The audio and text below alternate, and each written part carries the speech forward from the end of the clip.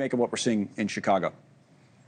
Well, the unique thing about Donald Trump and his current presidency and his legacy is that what you see play out in the media, whether it's immigration, whether it's the tariffs, he's driving that negative narrative. Now, if you're a Republican, you think that's a positive narrative because you voted for him and you support his immigration policy. But what most Americans, including Republicans, don't support is how they're implementing the immigration policy.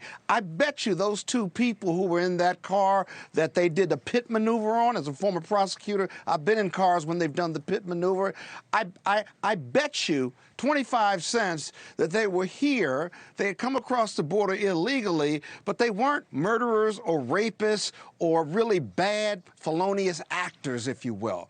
This administration believes if you're here illegally, then you are a criminal, and they're treating everyone like a criminal, and that's why you're getting pushback. Now, I don't endorse people throwing things at the police or surrounding them or hitting them with their cars. Of course, that's never acceptable. You got to let law enforcement do their job. You can peacefully protest, but again, the administration is driving this negative narrative. Then they're going to go into court and they're going to say that we need National Guard to protect our people.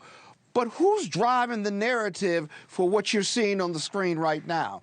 But for ICE, you wouldn't have that narrative, and you wouldn't have that video and how they went after these two individuals. One of the other issues, Scott, where there's a risk of overreach, and then we'll see how this all plays out, but we've seen it with James Comey already, and we've seen it now with Letitia James, who spoke, by the way, went to a Mamdani rally here in New York last night and said, hey, you're just being attacked for doing your job and that kind of thing, spoke out for the first time since she was indicted. Is this idea of the president going after his political opponents because he thinks they went after him, and whether that's something that doesn't necessarily play well with middle-of-the-road people. What do you think, Scott?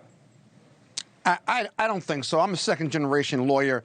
My father was a judge. I grew up loving the law, as well as I'm a former prosecutor and criminal defense lawyer right now. And it literally breaks my heart when I read the Constitution and when I go back to my law school notes and see what is happening. It's just highly inappropriate. And you see, Trump would be better off going after his enemies if he was silent about it. But you see, he gives you this public narrative. And under 12B, I believe it's 5, vindictive prosecutions, every time he comments on this publicly, every time he writes about it, he's giving evidence, facts and evidence to the defense. Now, it's almost impossible to get a vindictive prosecution successful on a motion to dismiss before a trial. You usually get it after, when the prosecutors add on. We tried it with the Marilyn Mosby trial, and it really didn't work before trial. Here, I think they've got a shot, whoever the judge is, because it just screams vindictive or selective prosecution.